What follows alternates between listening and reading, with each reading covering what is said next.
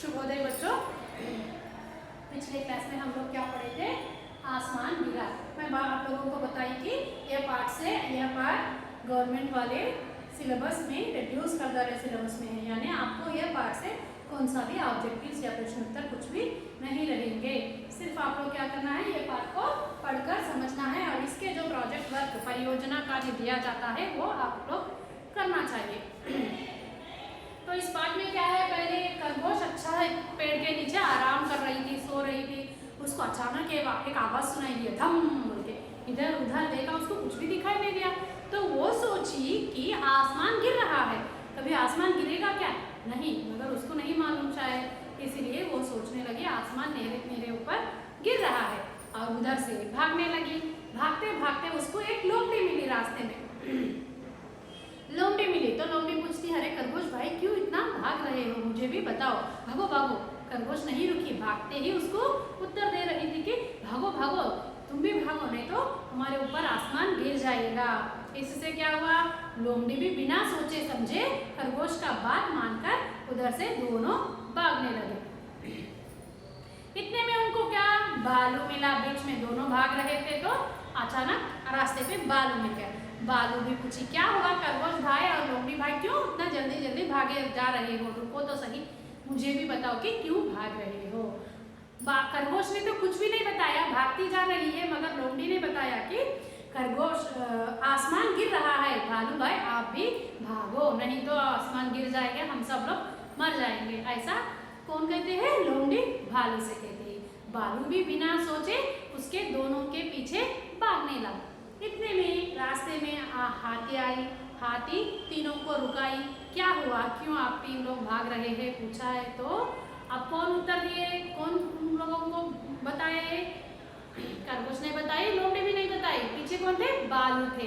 बालू बोला, हाथी भाई आसमान गिर रहा है, इसलिए हम तीनों भाग रहे हैं, आप भी हमारे साथ भागो, नहीं तो आसमान आपके ऊपर गिर जाएगा। ऐसा कहने पर हाथी भी भागने लगा। चार जानवर बिना सोचे समझे कुछ भी भागते भागते जा रहे थे। इतने में वो लोगों को क्या हुआ, तीनों भी भाग रहे थे ना, यहाँ तक हुआ शेर ने दहाड़ कर कहा, तो चारों भागने के बाद भागते भागते उन्हें शेर मिला। कौन मिले भागते भागते? अचानक अंत में एक शेर मिल गया। शेर को देखते ही पूरे जानवरों को डर लगे, क्योंकि खाता है ना शेर, जंगल का राजा है ना।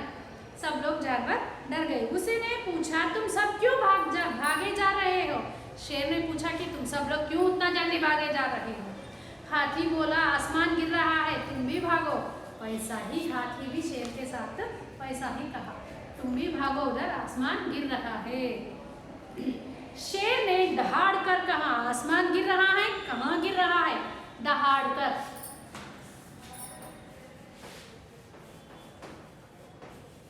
दहाड़ कर का मतलब है जोर से चिल्लाते हुए कहा कि आसमान गिर रहा है, कहाँ गिर रहा है, ऐसा जोर से चारों को यानी हाथी से बात किया।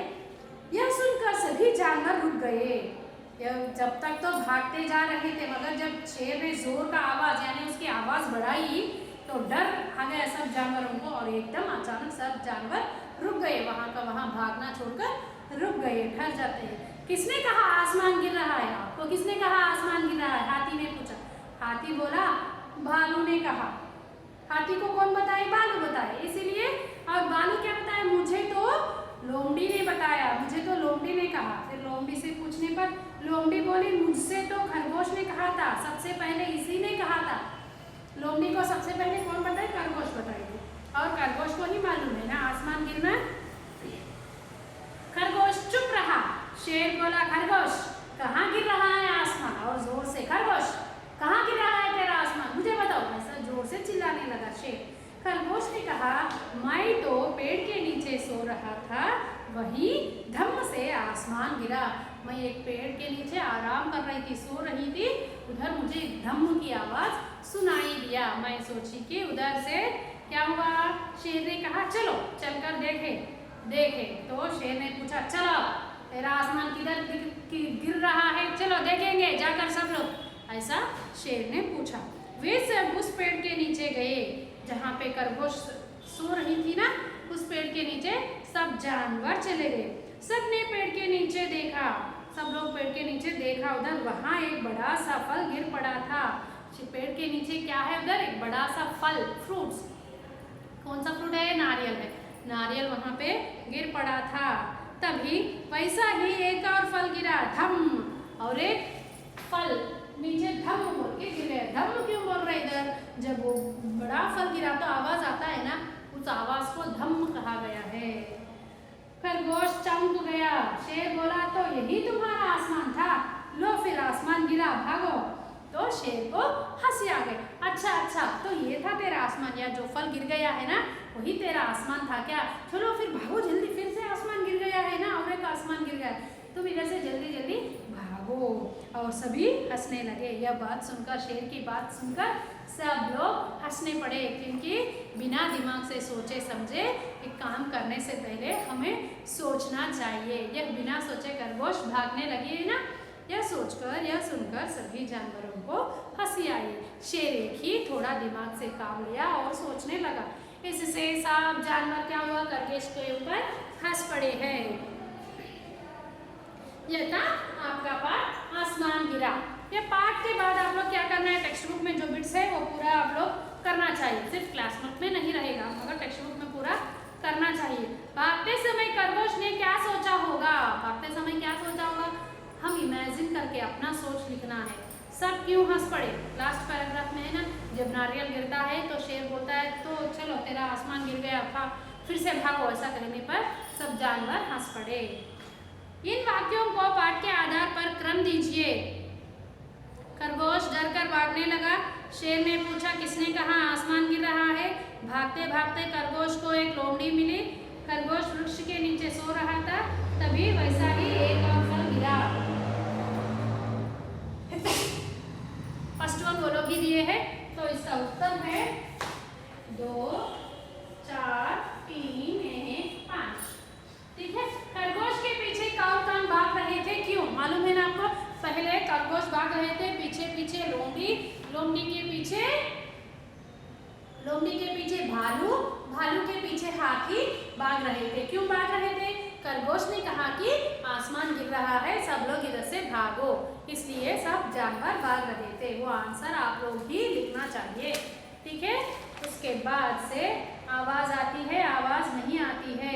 पत्थर ना, यह देखिए आपको 2 कॉलम दिया गया है। आवाज आने वाले शब्द, आवाज नहीं आने वाले शब्द, है ना। आवाज आने वाले शब्द कौन सा है? नारियल। यहाँ पे क्या है? रुई। दूसरा है पत्थर,